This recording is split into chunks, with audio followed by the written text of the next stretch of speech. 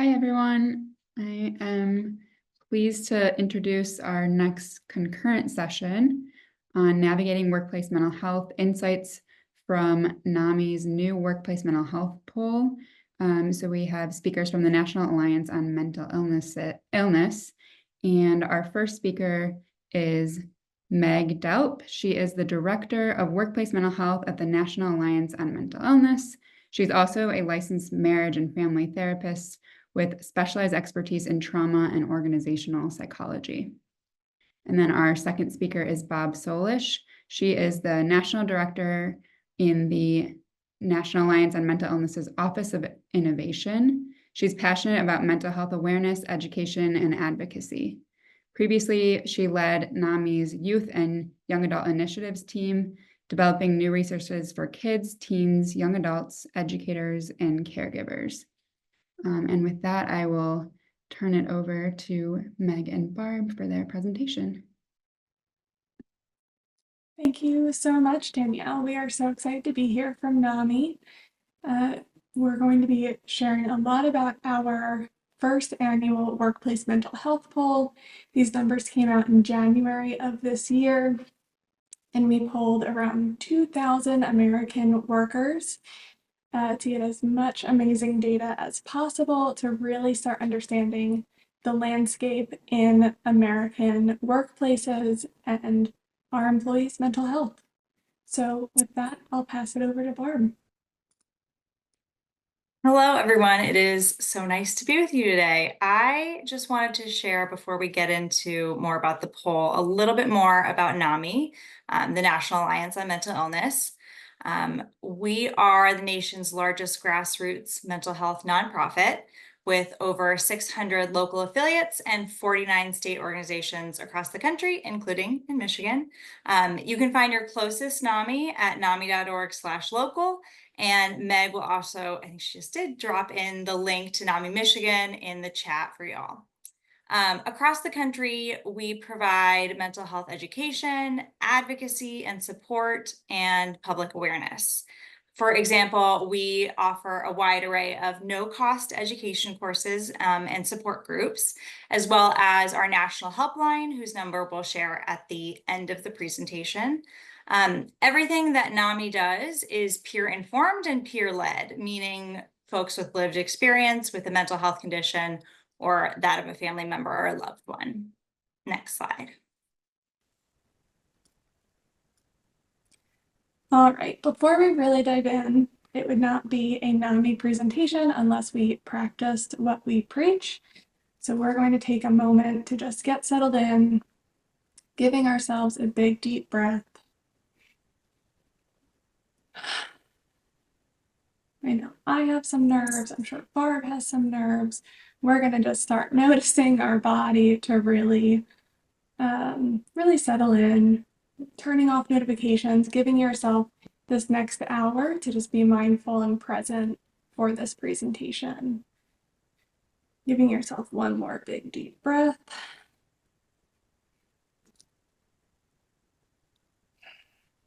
Amazing. So to demonstrate the impact of workplace mental health, I just want to start with a brief story. This is a story of someone who started working at a new job at a small organization. She found out pretty quickly that she loved the job, she loved her coworkers, she loved her boss. One day, her boss shared with her that she had an upcoming doctor's appointment for a chronic health condition. So that new hire felt so comfortable that she said, "Oh, you know what? I actually have bipolar disorder, so I have to go to therapy and doctor's appointments, but I will always let you know about that schedule in advance." The new boss looked at her and said, "Oh no, you're not going to go all crazy on us, are you?" So unfortunately, that boss was talking to me. As you can imagine, that changed the dynamic of my relationship with her, my colleagues, and with the work. I felt embarrassed and self-conscious, and I ended up making my therapy and doctor's appointments further apart from one another so as to just not draw attention to them, which is obviously not great. It also led me to stop sharing when I was having a hard time or needed help with a project, so they couldn't blame it on the bipolar. I put that in quotation marks. I was a really high performer, but like anyone else, I did need support and help sometimes. So ultimately, I burned out and I left that job. It may be easy to say, wow, that boss, really inappropriate. But what I know now is that she simply didn't know how to respond. And that's why education about mental health and how we talk about it at work is so important. Next slide. And that's why Meg and I are so passionate about workplace mental health and at NAMI, and why we started the Stigma-Free Workplace Initiative 8 years ago now. So why is the workplace such an effective place to raise mental health awareness? Well, the numbers kind of speak for themselves. At NAMI, we think about meeting people where they are, and 161 million people work in the US. We also know that 1 in 5 US adults have a mental health condition. And while we say 1 in 5 have a mental health condition, 5 in 5 really are affected. And people don't come into work in a vacuum. We all come in with our own life experiences. And for so many, that includes a mental health condition or knowing someone with one or supporting them. And that goes for all types of industries, from finance to retail to construction. And when we bring in education, awareness, and resources to these companies, we're reaching people in a way that we might not be able to do otherwise. There's also a business case that can be made for these companies. Unsupported mental health actually costs businesses money. I wouldn't have quit that job if I hadn't felt unsupported and burned out. And if you own a business, you know that turnover comes with a huge cost. So we really believe that it's time for workplaces to recognize that if they want a productive workforce, if they want to recruit and retain the best workers, they need to acknowledge and support their workers' mental health. And we are here to help with that. So back to Meg. Thanks, Barb. So one of the most talked about topics these days is burnout. And for a moment, I'd like us to all just think about our teams or even our entire organization. Now, imagine that when you sign on tomorrow, that half of your team shows up exhausted. They're struggling to engage like they normally do. They're not finding purpose in their work. They might even be a little irritable or avoiding socializing like they normally do. I mean, what a huge impact that would be on your team and even on your own sense of engagement, right? If your whole team is struggling, it's going to impact you as well. So in our poll, we found that at least 52% of employees experience burnout in the last year. Half of employees. That is major. That is a lot of people that we are working with day in and day out, really struggling to show up as themselves, as their best selves in the workplace. We know that burnout is a major issue, but we also know that it can be prevented if we can start having the mental health conversation in a productive way. In fact, in our poll, we found that participants who didn't feel comfortable talking about mental health were much more likely to experience burnout. So there is that direct link between a person feeling like they can really bring their full selves to work, they can talk about themselves, which would include how they are feeling in terms of their mental health, and really starting to mitigate burnout. If we're sharing about our mental health, if we're able to say, hey, I'm struggling, I need help delegating, I need help prioritizing, that can go a long way in preventing burnout. Consider yourself for a moment. Would you or have you talked to a colleague about your mental health? Does that feel uncomfortable? We all really have a role to play in this. We can all be leaders in this space, no matter where you are in the hierarchy. We can all really be a leader in starting the mental health conversation in our workplace. Again, we know that burnout is preventable, and starting to bring that mental health conversation into the workplace is absolutely crucial. more data points that really highlight this. 74% of our participants reported that it was in fact appropriate to talk about mental health at work. I know for me, that number really shocked me.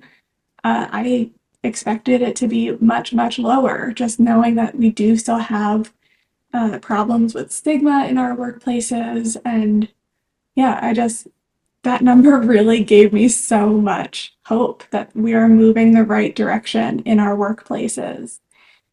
It is clearly a conversation that many of us are ready to have. The problem is that we also found that only 58% would actually talk about it. So while we have 74% saying it is appropriate, far fewer would actually do it. The number one reason that people cited as why they wouldn't talk about their mental health was stigma. So while we are making great strides, we know there is still a lot that we can do to break down that stigma, starting to talk about mental health, advocating for our mental health, and really living that NAMI message every day of breaking down stigma and really working together to start these conversations. So now we would love to hear from y'all. Drop in the chat for us, what are some factors that could help employees feel more comfortable talking about mental health at work? This could be for yourself, for other folks that you know. What are those factors that would make this a more approachable topic?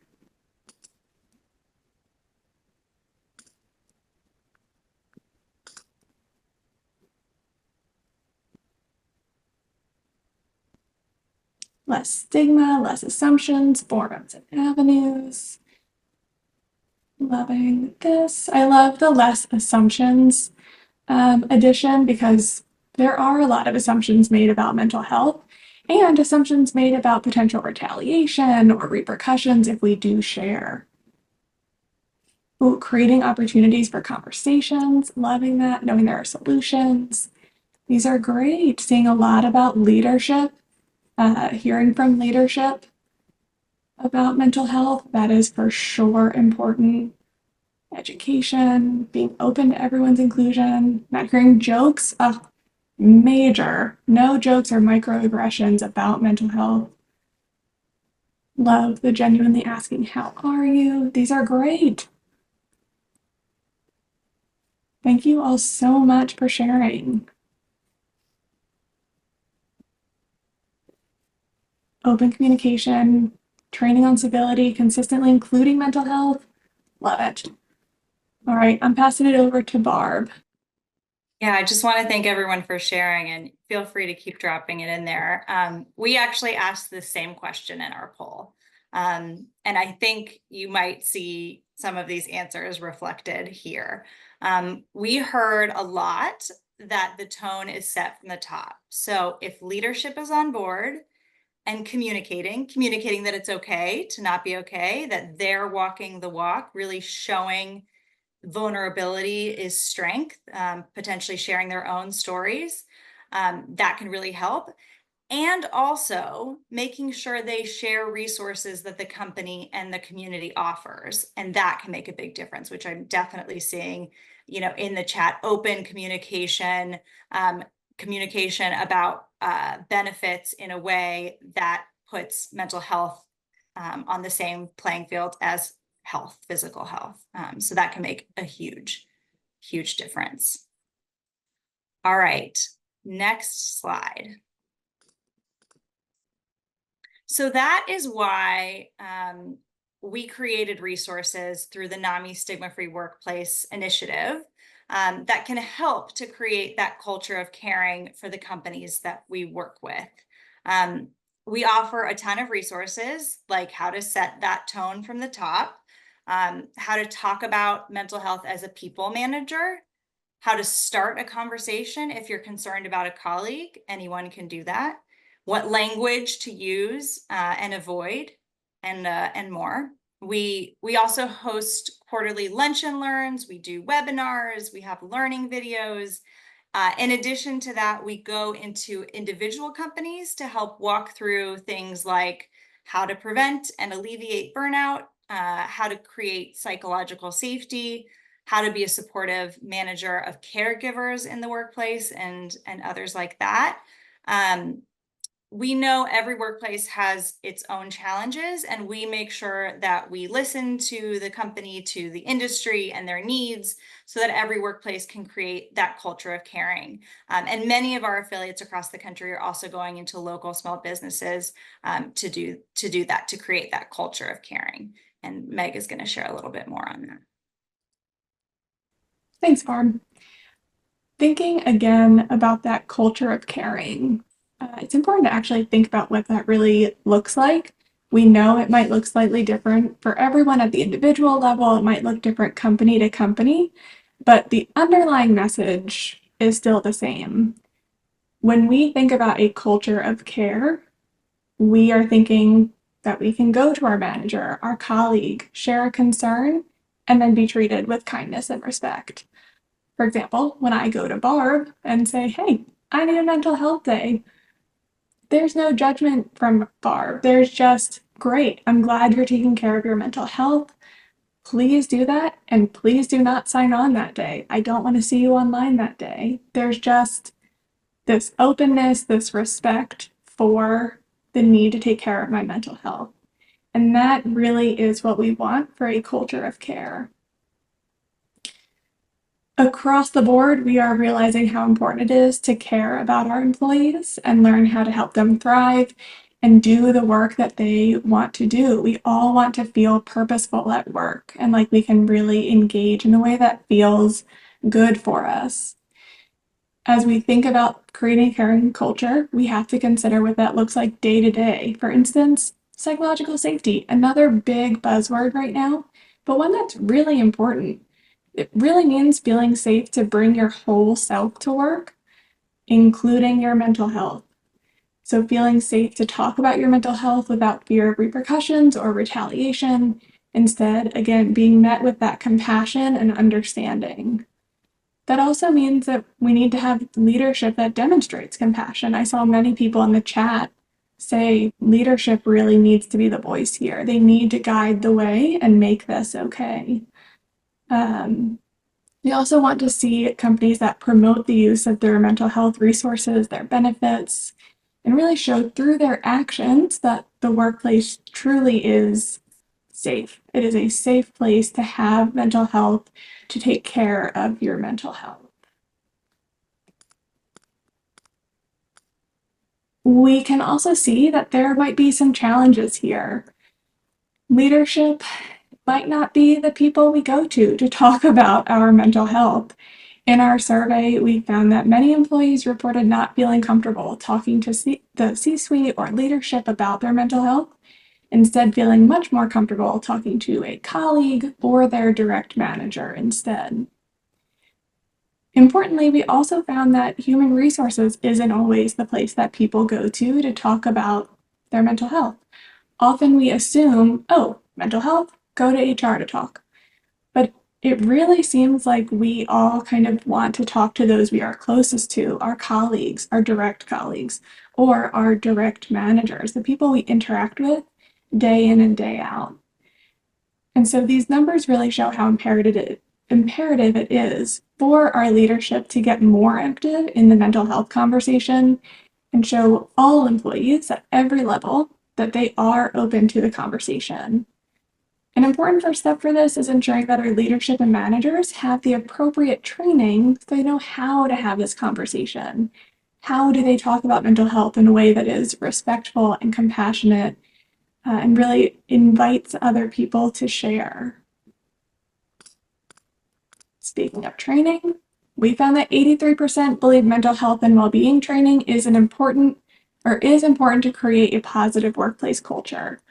So we all want this information. We want to know how to have these conversations, how to take care of our mental health, how to support the mental health of our colleagues. This is something that we really saw across the board. Upsettingly, 7 out of 10 managers have not received workplace mental health training. That means that the people that our colleagues are going to talk to about their mental health might not feel comfortable having that conversation. They might not know the best thing to say. They might not know their resources. we really want to make sure that if someone is going to their manager, their colleague, that they know how to have these conversations, because mental health can be vulnerable, it can be a sensitive topic. And so we want these conversations to really be productive and safe and compassionate.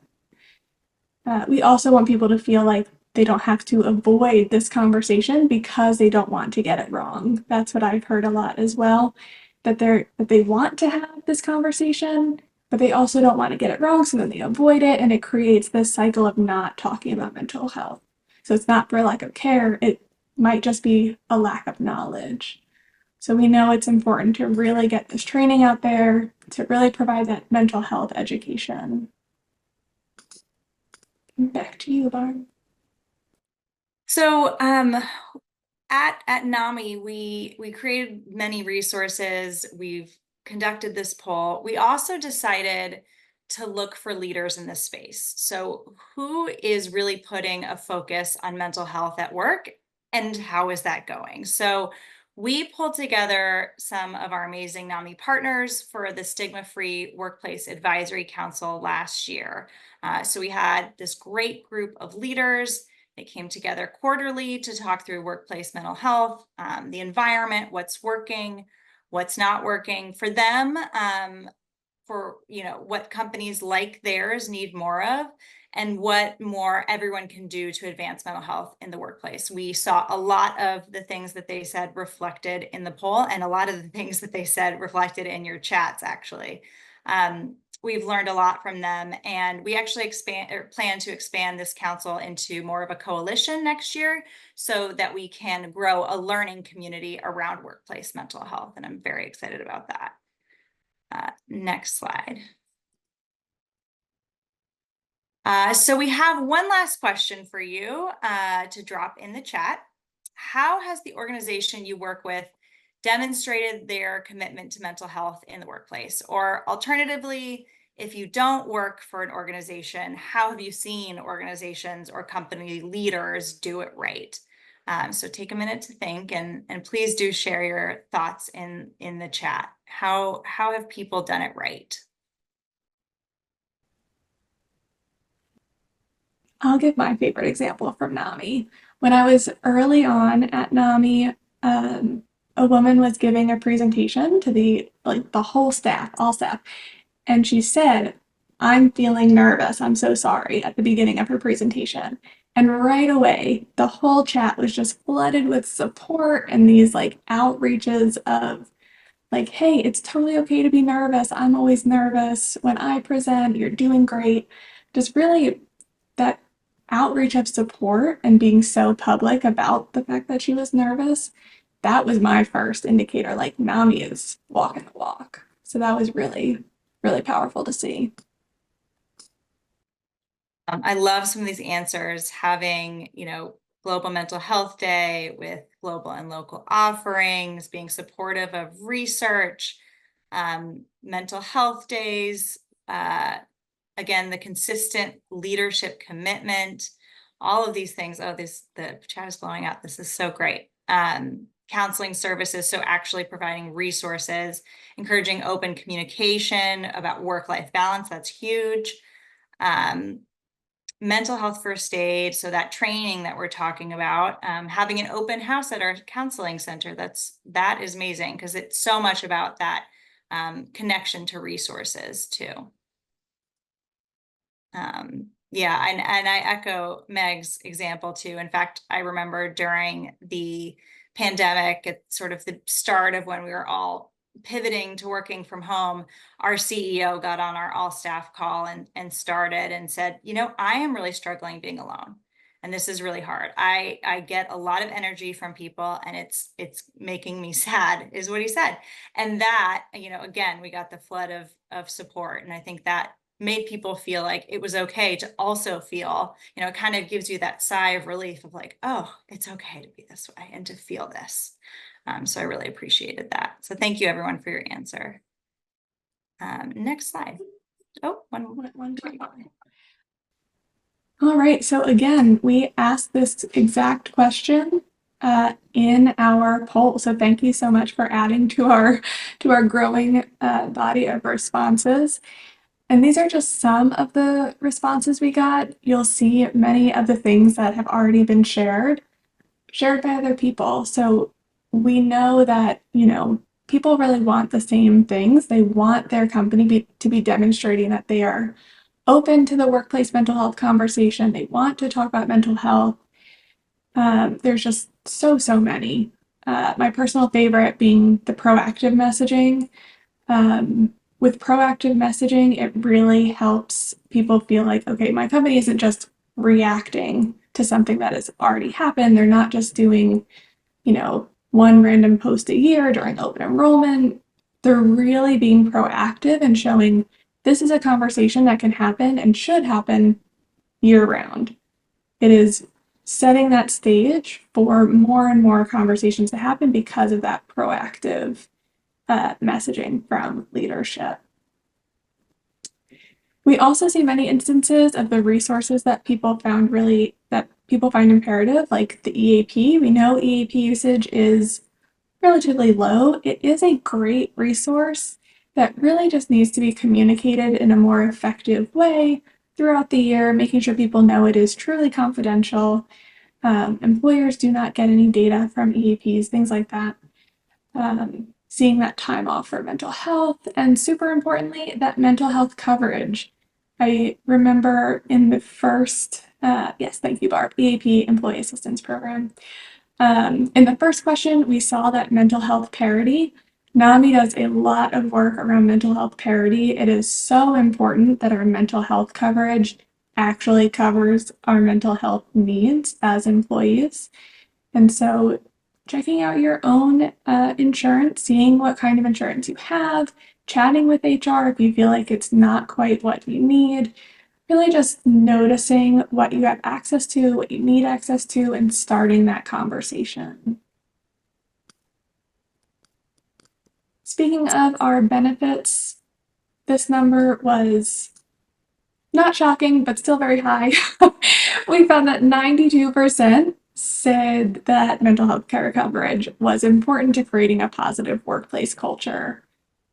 That is almost 100% of people, and that belief was held regardless of gender, age, career stage, or managerial status.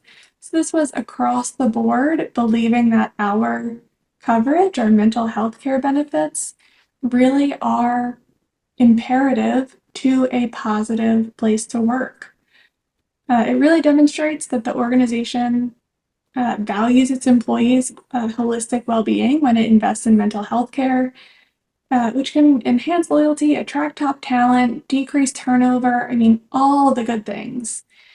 So it really is just across the board something that really helps an organization not only take care of their employees, but retain those employees and attract amazing new employees. So just a good thing to do. Pass the number along, 92%. One worrying statistic that we found was that many participants did not know if they even had access to mental health care coverage. And because we only surveyed employees from companies that had over 100 employees, we know that they had to have access to mental health care coverage legally, like they had to have it. So we know that these participants did have access, but many did not know. And it was particularly upsetting to find that mostly it was the entry-level employees or our younger employees that did not know that they had access. And we also know that we have a bit of a youth and young adult mental health crisis going on. So this is the group that is very, very vulnerable. They are currently struggling. They don't know how to get help. They don't know how to access their benefits. And so it is even more imperative that we are really stepping up to the plate, sharing about our benefits all the time, starting our one-on-one meetings with people, talking about our benefits even, or sharing at every all-staff meeting, whatever you can do to just communicate those benefits over and over and over again, how to access the benefits, why a person would access the benefits. and what benefits can be used for. I know I was putting together a presentation with a entry-level young adult, and it was about mental health benefits. And one of my slides was about how depression is the leading disability worldwide. And she had no idea that you could take short-term or long-term disability for a mental health condition. So understanding benefits, it is a very convoluted thing that we all learn over time, but it's so imperative to really understand what our benefits actually can do for our mental health.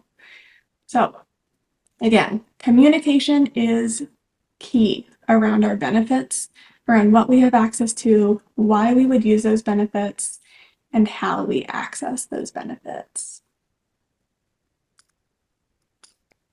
And back to you, Barb.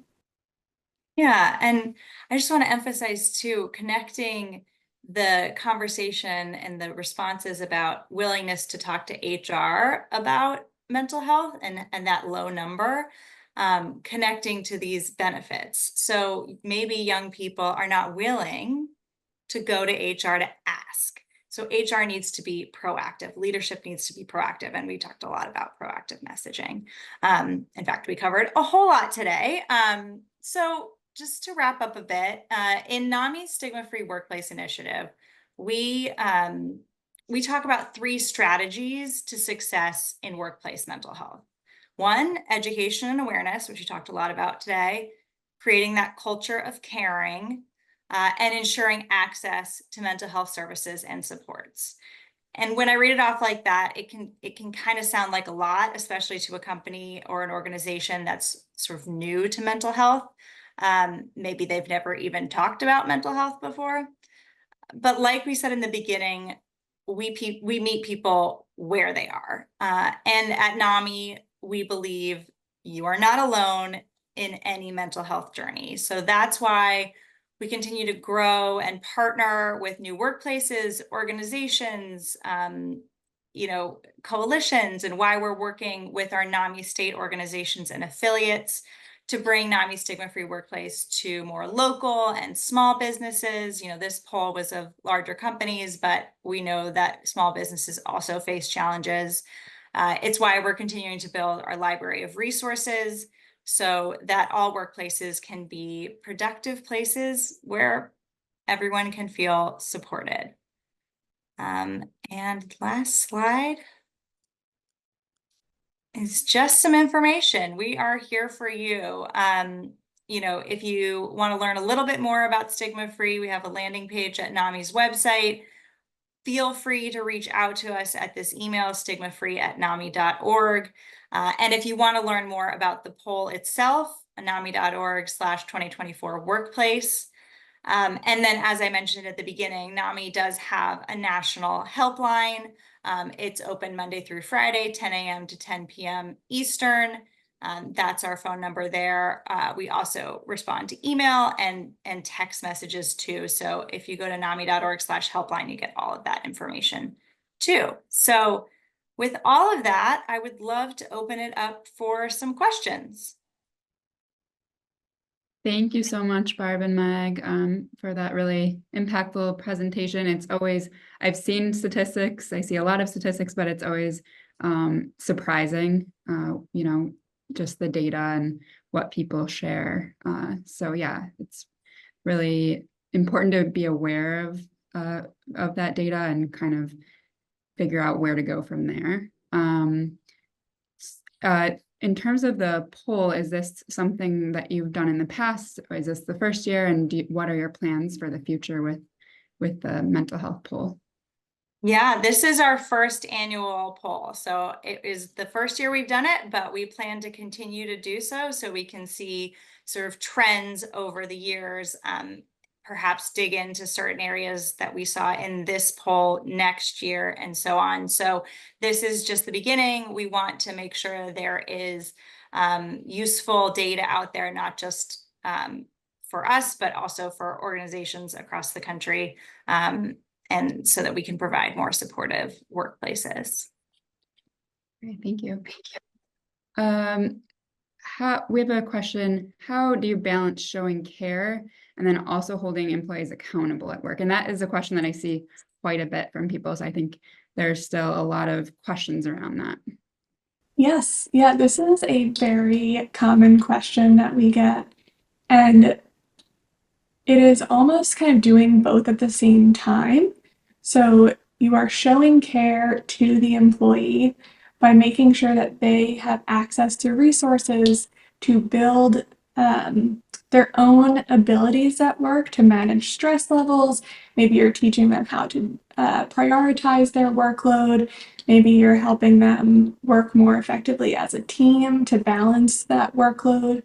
We know that in preventing burnout specifically, managers can do a lot in preventing employee burnout, in helping making sure that people have appropriate workloads, but also really making sure that there is a great community within the workplace to have great conversations, making sure that there's fairness in the workplace where people are getting projects appropriately, like there aren't any favorites being shown. But it really is noticing like I can be supportive of my employee, talk to them about their mental health, provide that care and compassion, and also help them learn the ways to take care of themselves or point them to resources that can help them do that. So saying something like, I hear that you're really stressed. I hear that you're really anxious about all the work we have coming down the pipeline. I totally get it. I'm also feeling anxious about all the work we have. I'm wondering if you know that we have an employee assistance program where you can get 6 free counseling sessions to talk through anxiety and learn coping skills. Things like that. You know, you don't have to be a therapist for your employees, but it can be helpful to be able to point them towards resources that can help them build new skills. So it's kind of a balance there, and it can be a difficult one for sure. So it's kind of a question. Yeah. Yeah, so it's kind of recognizing where the employee is at and making sure that they feel supported, but still they're expected to do their role, but kind of make sure they have the resources and support that they need within that role. Exactly. Yeah. So we have a question about if a company is interested in partnering with NAMI, because you did mention some NAMI partners, what is the avenue for kind of joining the advisory council or coalition, or yeah, how does that work? You can email us at the email you see on this slide. You can send us an email. You can go on that website, and there's actually an online form that you can fill out with your company information, and that puts you in direct contact with our team and our partnership team. So that is probably that, or just emailing us is probably the easiest way to kind of start that conversation. Okay, great. And then does NAMI have campus chapters at the University of Michigan? And also just like, can you talk a little bit maybe about some of the ways that states have local NAMIs? Yeah, absolutely. So I quickly looked that up. We do have a NAMI on campus chapter at the University of Michigan. And so NAMI on campus are student-run, student-led awareness organizations. They act as an extension of their local NAMIs. So I believe this is run by an affiliate, actually. So that would be a local affiliate under the state chapter. I know that's a lot of a complexity there. But they, raise awareness, they do education, they do events, and they also advocate for, initiatives on campus to increase mental health awareness, but also mental health resources and needs of the students there. So those are NAMI on campus clubs are on campus, but they're sponsored either by a local affiliate or by the state organization. Okay, thank you. And then I think Meg, maybe you talked about building a culture of care. Now, obviously, if leadership and the employer is very supportive, that might be simpler than if an employee or managers don't really feel that support.